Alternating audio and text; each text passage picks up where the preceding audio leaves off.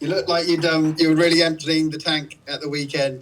Just how hard was that, both in terms of the overall result and how hard you had to work in that game? Yeah, it was tough. Like, as a team, we made over 200 tackles. We did that the week before as well. So, although it's only 2 games into the season, the tank needs a bit of refilling currently. So that's what we've done. We've trained a bit lighter today, ready to rip in on Sunday. I know from past experience just how much you look forward to playing that team from North London.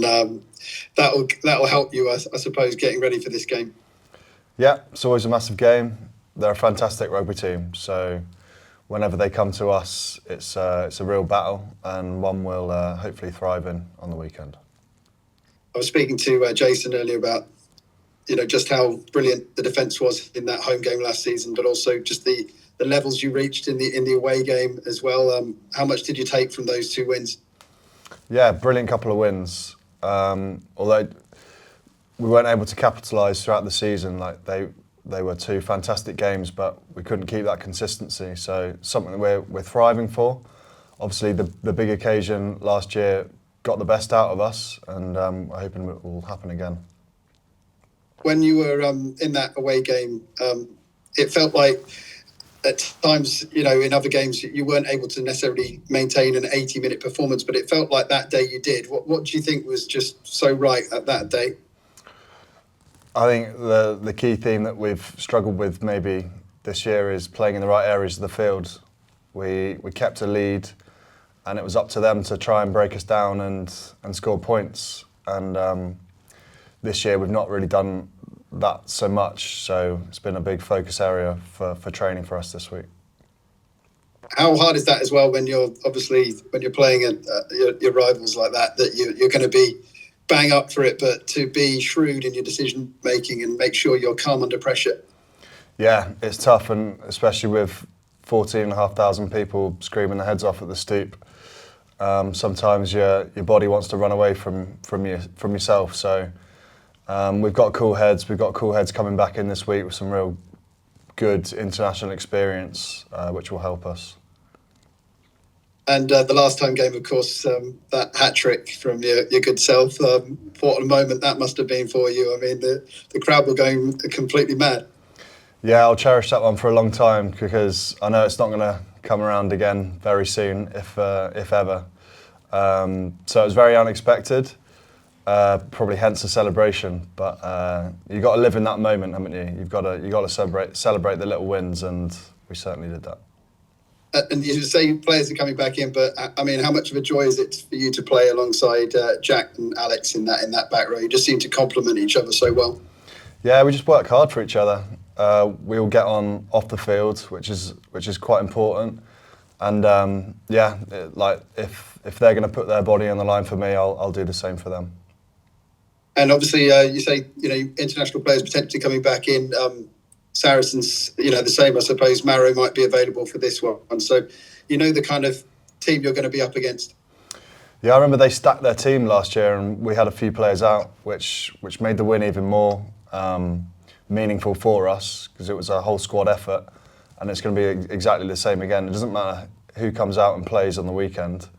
Like, we need some fight and ferocity in our play, and hopefully we'll get that. Thanks, Will. Good luck. Thank you very much.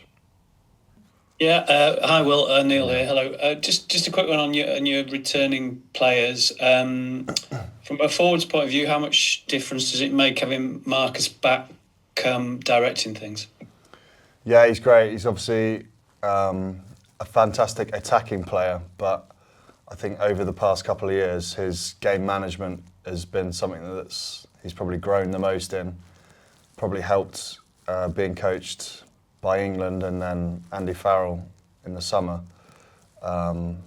He's growing all the time. He's a fantastic player, but he's obviously always got things to work on, and game management is one of those. And conversely, how much of an influence does Owen Farrell have on a Saracens side? Obviously, they didn't have him last year, but he's back and he looks like he's never been away. Yeah, he's obviously one of the greatest England have ever produced.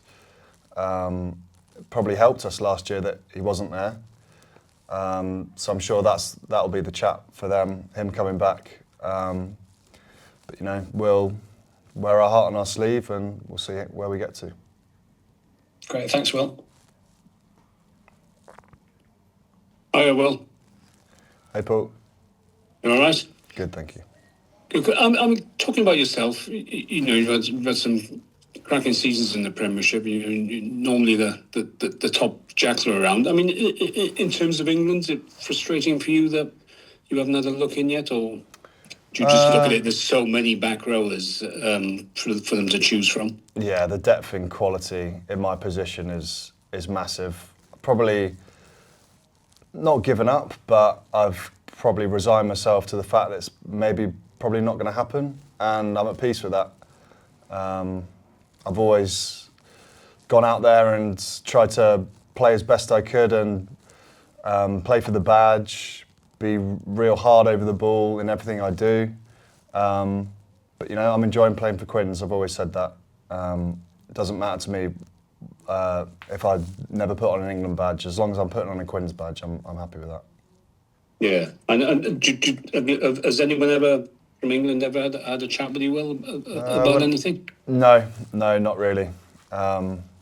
It's quite nice just to not have it being lingered there, and I can just focus on my job that I do.